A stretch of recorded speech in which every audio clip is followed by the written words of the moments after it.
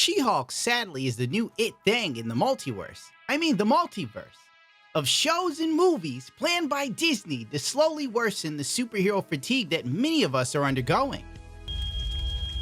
This is fine. I'm okay with the events that are unfolding currently.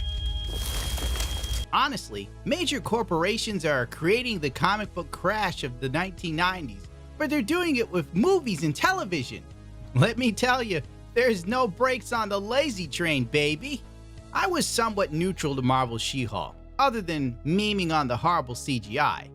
But the more that came out about the show, what happens on a regular Tuesday when you just have to do laundry, that's really kind of the slice of life that this show kind of explores. And someone broke your car as they were throwing it across the way or something. Like, what are the legal ramifications of that? Right? Exactly. That women aren't funny. Now, in real life, I know there are loads of funny women. Like, and some of its obnoxious cast members, the more I realized this wasn't going to be the fun She-Hulk I knew and loved, but a bit of intersectional feminism we all see all too often. I think this is done on purpose. Hear me out. If people say the show sucks, it can be written off as the fans are misogynists and bigots. They want to control women. It's a perfect deflector shield, really. And it's the only one people without talent have been using since 2016, with no end in sight. The pandering started off quite early with the lead actress whose name I can't remember, running around in her Protect Trans Futures shirt, which was meant to tickle bellies of the progressive Twitter users and the social media fan base that cares about nothing but representation in every piece of media that they consume or support publicly online, then quickly forget about after their egos had been sated. Goodbye, Batwoman on the CW, goodbye! Let's not forget the Comic-Con panel. That was as interesting as receiving a colonoscopy made of broken glass and honeydew oil. The first episode of She-Hulk showed me that men were incompetent within 2 minutes of airing. You win the case, and you are not helpful here at all. I feel like this is gonna land better coming from me. Bye, Dennis. You're gonna listen to a paralegal over another lawyer? You didn't believe I was Okay, gonna this is unprofessional. That was so good. Within 3 minutes of running, Captain America was a virgin. Funny how finding a woman sexually attractive is bad, or reducing her to a sexual object is bad, even if she's on Twitch, rolling around in hot tubs, fishing for tips. What about exploiting women? Well, you know, when a man does it, it's exploitation. When a woman does it, it's good business. But a woman judging a man by the number of sexual partners he's had, oh, that's fine. It's just Tuesday. Double standards much? Yes, actually. All day, every day. Within 5 minutes, Jennifer Walters' origin was changed to make her seem heroic rather than being totally helpless and needing Bruce to save her life. That's right. 5 minutes is all it took for them to thumb their nose at canon. Much like Resident Evil on Netflix, I personally feel that She-Hulk is a show the creators could only get going if they attached it to an intellectual property that already existed. To sum it up in one sentence, this show is Ally McBeal with superheroes thrown in it. Yay. In the comic book, Jen survives a murder attempt on her life by the mobster Nick Trask. I probably said that wrong. Since she is defending a criminal by the name of Moncton, who is framed for murder by Nick, right? Banner warns her of the danger she faces. She ignores him, obviously. She's like, oh, those sort of things only happen in movies. Then hitmen are hired to take her out. As soon as she gets out of the car, she's shot. Now Banner has to fight becoming the Hulk while also trying to save her life and avoid being arrested. You see, in the comic books, the Hulk isn't running around drinking soy lattes. He's on the run. And even as Banner, he seems pretty badass. After he successfully gives her a blood transfusion by breaking into a doctor's home, he calls for an ambulance, where he is subsequently arrested, and Jen ends up in the hospital to get the treatment she needs. Now, while she's at the hospital, Banner has to escape the police because he has no ID, no information, and they're looking for the Hulk. He fits a description. While he's escaping, the hitmen go to the hospital to finish Jen off. And that's where she becomes She-Hulk for the first time. this is a much more interesting origin story than what Disney Marvel came up with. See, Disney Marvel had a goofy car crash that involved aliens, and whoa, is Captain America a virgin? This is funny. He's gay! And she becomes the Hulk and ends up at a bar. It's a stupid scene, it's supposed to be funny. These women meet her in a bathroom and talk about, you guessed it, abusive men who did this to her. Oh, girl, what happened to you? Who did this to you? Are you okay? Okay, no judgments, but whoever did this to you does not care about you. You do not need him. Or her. Or them. But you do need shoes, because this is a public bathroom. Right. Now that's comedy. Because obviously a boyfriend would do this to her. He'd beat her, rub her in filth, and steal her shoes, mama. Men are trash, hashtag. They clean her up and give her a fur coat. Lord only knows why. And while she's outside, predatory men show up and start talking to her. And she becomes the Hulk when they insist to speak to her for some reason. So far, watching the She-Hulk episode 1 was pretty much men are either incompetent or predatory. Then we end up in Mexico, where She-Hulk is better than Banner at everything. And everything. In every way. Even her blood is so special, it heals the Hulk's arm after he used the Infinity Gauntlet injury, which in and of itself makes no sense because the Hulk's healing factor would have taken care of that by now. Because the Hulk's healing factor is on some level similar to Wolverine. How would I know that? There was this time Wolverine totally put his claws through the Hulk's skull and the Hulk lived. I don't know, I figure brain damage would be a lot more devastating than nerve damage from an Infinity Gauntlet, but what do I know? I'm an incel according to the internet. Also, another clue is that the Hulk, much like Wolverine, can drink and get drunk without a hangover. Nerd science. But the people who work at the MCU and probably wrote that didn't know that and probably didn't care. While Mark Ruffalo's Hulk is the lamest of all Hulks to ever exist. Say green. Green. Green. Did you get that? He's gay! This video is brought to you by Established Titles. Now that I'm a big YouTuber, it is only natural that I become a lord and soon a land baron. In a time when breaking your big toe was almost certain death, Scottish historians talked of an age when people whom owned great swaths of land were called lords and ladies, and not hedge fund companies. Established Titles allows you to buy 1 square foot of land or more on the private estate of Eldeston to officially call yourself a lord or lady. For every order, they plan to plant trees to help fight deforestation around the globe. There are 3 packs to choose from: lordship, ladyship, and couples packs. This is an official title that you could put on your credit card, plane ticket, or even dating profiles. And remember, this isn't about your ego. You're fighting deforestation. You're a philanthropist. You are a kind and generous lord. Add that to your dating profile. Established Titles has told me that the first 200 people to purchase this title package using my link will effectively be next to my plot. Established Titles is actually running a big sale right now. Plus, if you use the code IT'SAGUNDAM, you get an additional 10% off. Go to establishedtitles.com/It'sAGundam to get your gift now. He is training Jen Walters, and then she goes into her struggles of the everyday woman talking points that seem to be the de facto response in any female lead series or superhero movie of the last few years. Here's the thing, Bruce. I'm great at controlling my anger. I do it all the time.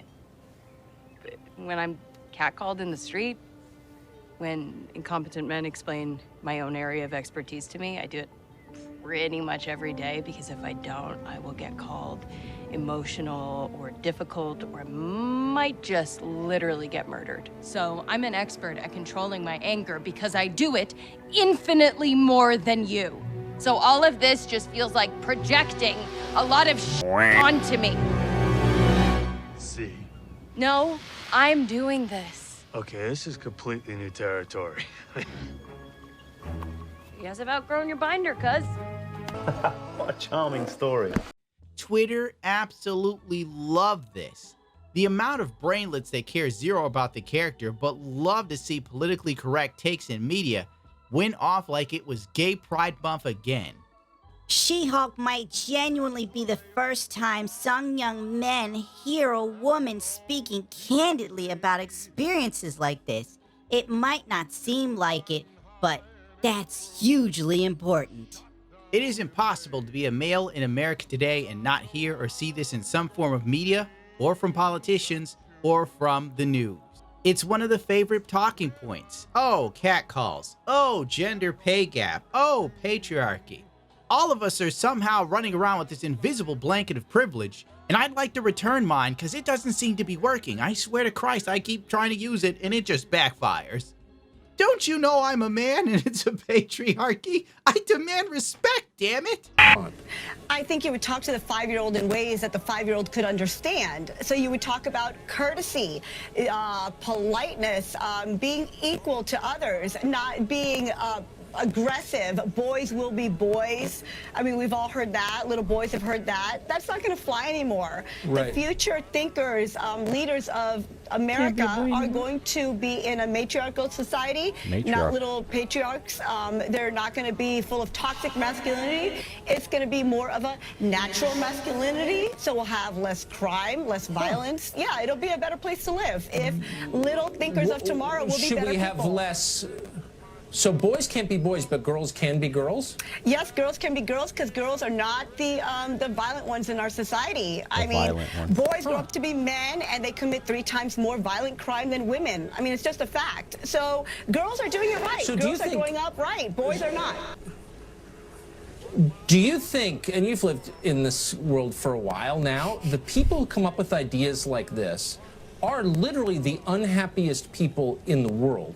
But sometimes you just get tired of hearing a drunk being beaten all the time. I get it. Global warming. What do you want me to do? Uh-oh, there's children starving somewhere. What do you want me to do? I didn't do it. I just woke up, damn it. Here's an interesting one. From masterpiece to miscarriage. And truthfully, yes, the way Disney has handled the Hulk is just terrible. But Matthew feels it's okay for characters to develop. Tell me you don't know anything about comics without telling me you don't know anything about comics if you feel Smart Hulk was a developed character. I'll explain to you why this scene is actually not cringe. She-Hulk is talking about things she experienced daily for being an attractive woman. Whoa! The lead actress for She-Hulk is a mid. Okay, let's be real here. If I saw her on the street, I wouldn't bother to ask for her number or anything. Hell, I wouldn't even ask for directions. Of being an attractive woman that makes her mad, and that Bruce can't relate because he's a nerdy dude. Take that, Bruce. You only had to run from the police for the better part of half your life while dealing with emotional demons. She got catcalled. Wow, check your privilege, Bruce. You only saved a boy from being hit with gamma radiation. You are so privileged to even have the job to be gamma radiated with. This comment is even worse than cringe. You don't get it! A lot of women get angry every day at the objectification they feel, which is often normalized in society. Men are so afraid to talk to women today, it isn't even funny. Go look up the phrase, men won't approach anymore, and see what I mean. And men whistle still occasionally, objectifying, don't share a collective frustration at it because it doesn't happen as often, hence Bruce's calmness. I haven't seen a construction worker whistle at a woman probably ever in my life. And now, if you say something to a woman as a construction worker, it could get you fired. Hell, construction workers made fun of a dude in a dress literally like 4 or 5 months ago, and a guy lost a job. And you know something? Maybe the dude in the dress should have picked a nicer dress. Why is it so wrong to say what's true? I'm gonna be hanging out with Andrew Tate in no time. Somebody then replies with this one. I get it. More than you know, sweetie. Trying to virtue signal on here ain't gonna do a thing. Have a good one. And then they used a meme that's been making the rounds of Twitter where basically Jen talks about being catcalled and the Hulk talks about his father beating his mother to death. If you don't know, the Hulk had an abusive father. Don replies with, Hulk needs to man up and get over it. Everyone has dead people. His mom was probably more angry than him too. I'm dead inside. Okay, so Jen getting catcalled or whistled at in this world, right? That's over the line. This is terrible. We need to listen. Bruce Banner's mother being beaten to death in front of him. He needs to man up. Get over it. Oh my God. The cognitive dissonance. See why I hate Twitter? Because these people exist. They're insane, and Hollywood thinks Twitter accounts for the rest of the world when it's just a large group of freaks. And in the Frankenstein movie, I always felt the monster is really the good guy. He didn't want to hurt anybody. All those idiots with torches were always chasing him up and down the hills. So I thought it would be fun to get a monster who was really a good guy. But nobody knew that. And to take a leaf from the Jekyll and Hyde thing, where he could change from a normal person into the monster. And I did the Hulk. Basically, Bruce Banner is a tragic tale. The MCU is guilty of watering down the Hulk and making him as complex as playing tic-tac-toe with a baby. Mark Ruffalo's Hulk shouldn't be called the Smart Hulk. It should be called the Soy Hulk. Because this Hulk sucks. Garbage, not Hulk. Trash. F you, Marvel. F you, quote me on that.